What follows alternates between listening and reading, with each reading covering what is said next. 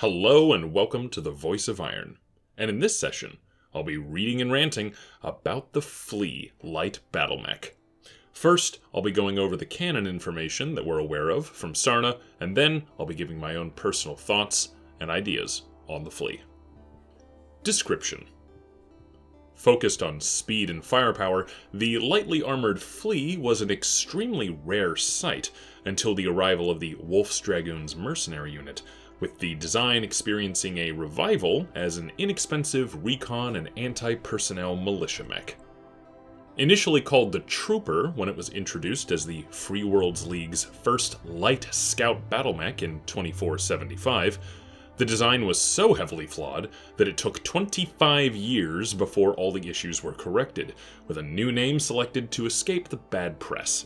The early prototype was designed by Colonel J. Marcus Llewellyn James and his hand-picked team at Toadlet Industries, in a bid to create a dedicated reconnaissance battlemech for the Free Worlds League military. The design was considered highly maneuverable and lightweight at the time, and utilized a basic chassis similar to their larger work mechs. The mech's systems appeared straightforward, with a power plant, gyroscope, cockpit, and other critical systems housed in an armored box mounted on reinforced armored birdwalker legs. Only with the help of Colonel Llewellyn James' contacts in the military and government circles, and, according to rumors, possible bribery of politicians and decision-makers, the FWLM ultimately accepted delivery of the Trooper. While it was considered easy to maintain by technicians and logisticians, it wasn't long before it gained a poor reputation among those that piloted it. Since the design was based off of their work mechs, it completely lacked any dedicated ejection mechanism, and forced pilots to manually exit should they become disabled. Additionally, the legs proved to be unable to cope with heavy combat, which became apparent in various failed trials before the FWLM's Minister of Defense. Despite these shortcomings, the League's chief armorer and quartermaster general continued purchasing the prototype year after year. This ultimately led to the Trooper being selected as the very first FWLM mech to be upgraded with modern technology in 2501 and rechristened as the FLE-4 Flea. While produced on and off until the early Succession Wars, excessive losses of the lightly armored design led Earthworks to switch its production line to manufacturing heavier designs. This changed with the arrival of the Wolf's Dragoons, who brought with them a large number of fleas and reached an exclusive production arrangement with Earthworks that resulted in the company opening new lines to replenish the Dragoons' losses in the Fourth Succession War. With multiple lines on Assumption, Bernardo, and Victoria, after letting the Dragoons' exclusivity clause lapse, Earthworks started selling the easy-to-manufacture, easy-to-maintain mech by the dropship load across the Inner Sphere. Originally produced exclusively for the Dragoons until the Capellan Confederation acquired the design's blueprints via a Maskirovka raid during the 3040s, the post-Helm Memory Core FLE-17 variant is based on the older FLE-15 model. Since the Dragoons use the Flea in a recon role more than an anti-personnel mech, Earthworks conceived a new design by incorporating recovered technology. Retaining the design's maximum speed of 97.2 km per hour, the addition of an endosteel chassis frees up weight for a mask system that allows the mech's speed to be pushed up to 129.6 km per hour in short bursts. The increase of speed is required to ensure survival on the modern battlefield, as the FLE-17 is only clad in a pitiful 3 tons of Livingston ceramics armor plating. Once the FLE-17 plans were captured and the Dragoons' contract clause lapsed, Earthworks began producing the new design almost exclusively for the Confederation until 3053, which saw use within their numerous militias. It was rarely seen among any of the other great houses' military, but some sightings did appear after on the mercenary markets with Dragoon serial numbers, which gave some credibility to reports of Wanamaker's Widowmakers operating an extensive salvage operation on outreach. With the Confederation's later advances in stealth technology and light weaponry, the Flea became a logical test platform for new prototypes. These performed well, which encouraged Earthworks to refit several older models. Weapons and equipment. The FLE-17's primary weapons are two Martel medium pulse lasers, replacing the FLE-15's more mundane standard lasers. These are backed up by an Olympian flamer, which works well for anti-personnel use. The Flea also has two rear-mounted Martel small lasers for point defense. Variants. The TP-1R. The predecessor to the original Flea, FLE-4 model, the Trooper TP-1R prototype was built in 2475 by Toadlet Industries on a primitive chassis and maintained ground speeds of nearly 100 km per hour. Its weaponry was mounted in fully articulated turret-style pods and only consisted of two small lasers in the left arm, a machine gun in the right fed by only a half-ton of ammo, and a chin-mounted flamer. It was protected by only 2 tons of primitive armor. The FLE-4. An original Flea model, the FLE-4 is built on a standard chassis and has a maximum speed of 97.2 km per hour. The mech was armed with a Martel large laser, allowing it to attempt to keep any heavier mechs at a standoff range if they attempt to engage, and is supported by 2 Martel small lasers for close-in work, as well as an Olympian flamer for anti-infantry purposes. The cost of its relatively heavy weaponry and high speed is its 2 tons of armor, half that of even the venerable Locust, and the reason why the mech was discontinued. The FLE-14.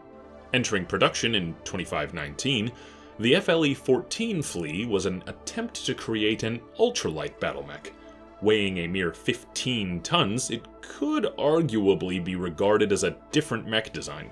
It was capable of a maximum ground speed of nearly 150 km per hour, with an average cruising speed near 90 km per hour, and this variant also had a 120-meter jump capability.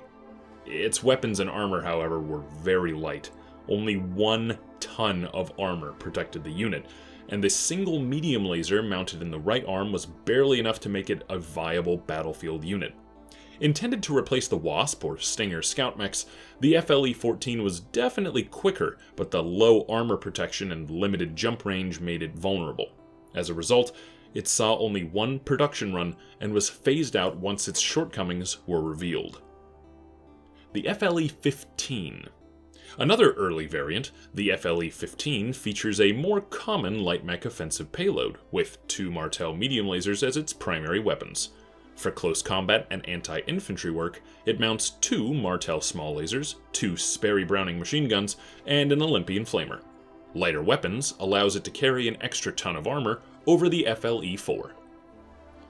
The FLE-16.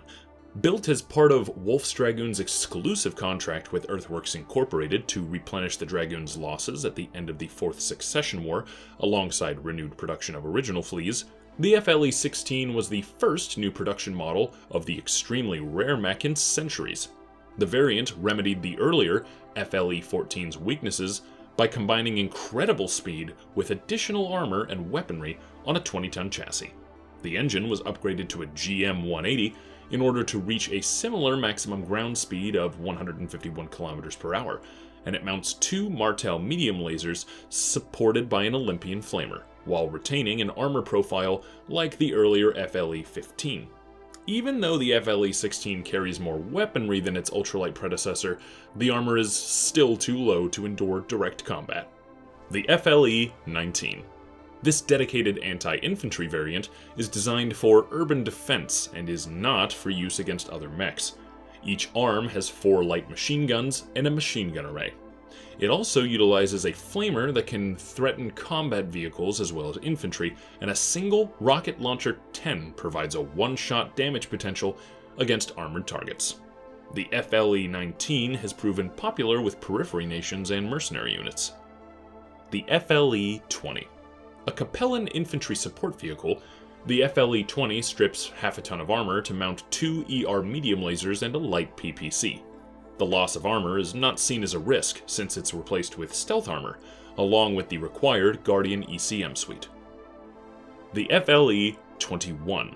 Another Capellan variant, the FLE-21 mounts a 180 rated light engine supplemented by a supercharger, giving it a top speed of more than 140 km per hour. While still having very little armor, it is also protected by a Guardian ECM suite. Like its cousin, the FLE-20, the Model 21 mounts stealth armor and also shares the pair of ER medium lasers, along with an ER flamer for work against infantry units. Wolf's Dragoons placed a large order for the 21 model, trying to see if they could also be used as a light mech hunter. And finally, the Fire Ant. A vicious anti-infantry variant, the origin of the Flea Fire Ant is a mystery, with Earthworks denying the design. It was first seen in the Chaos March, most notably in urban fighting on Carver 5 in 3063, and none were spotted after 3068. Possibly the predecessor to the FLE-19 and 20, the exact configuration is not known, if one even exists, as it seems to be a refit variant of sorts. The typical Fire Ant refit removes half a ton of armor in favor of 6 machine guns and 3 flamers. It was thought to be a designated pacification unit in the sense of a security mech, as opposed to a frontline battle mech design. The Fleas had a couple of notable design quirks. Specifically, the Flea invariants, unless otherwise specified, were easy to maintain, had improved life support, and of course suffered from having no arms. The FLE-14 specifically, on top of all of these, also had a narrow profile, which allowed it to avoid more damage. However, the TP-1R Trooper variant had its own set of design quirks. Yes, it was also easy to maintain, but it had a bad reputation, exposed actuators, and its improved life support was not very much help when it came to the lack of ejection mechanism, still having no arms, and as of 2405 it was completely obsolete. Not to mention that although it may have had slight benefit of modular weapons, it had weak legs on top of all of this. Ultimately, the TP-1R Trooper was kind of a mess when it comes to negative quirks. And now, personal notes. I'm not gonna lie, this is not a good mech. It's pretty bad. Almost all of its variants are bad. It has less armor than a Locust in nearly all of its configurations. It's slower than a Locust in nearly all of its configurations, with maybe the exception of those that have a mask, but even then, at the time that those start showing up, you get Locusts with masks. And finally, it really doesn't do much greater than other light mechs in its same weight class. And the reason I keep comparing it to the Locust is because they're both 20 tons. And yet, as much as I would write this thing off as just a terrible little box, I have a soft spot for it. This once again goes back to my first mech game, MechWarrior 4 Mercenaries. And of course, it had the Flea. I believe specifically it had the FLE-16, but it's been so long since I've played the game that I'm not entirely sure. But regardless, it was the iconic 20-ton mech of that game. And so it was this light, cheap, fast little thing that I could run around the map with. Probably faster mechs in that list, and I had a lot of fun with the Wolfhound in that game, but there was something nice and quirky about running around in a Flea. It wasn't a good mech in that game either, for the record, but I was a kid when I first played it, and there was something really entertaining about grabbing the lightest mech possible, tricking out the engine, and then running at the speed of fast. It was a good time. I have probably made it a little apparent by now, but I have a severe soft spot for the 20-ton weight bracket. Maybe it's just the fact that I like an underdog, or maybe it's the kind of scrappy, well, we've got very little to work with, but we're gonna make the most of it kind of attitude that I like that comes with these things. Honestly, the FLE-4 is, on paper, one of the worst designs. It's only got 2 tons of armor, and yet I love the bold decision to give that thing a large laser. I mean, this thing is 2 tons of armor, it runs about the same speed as a Commando, if I recall, and yet it's got a large laser, much like a Commando, but without the missiles.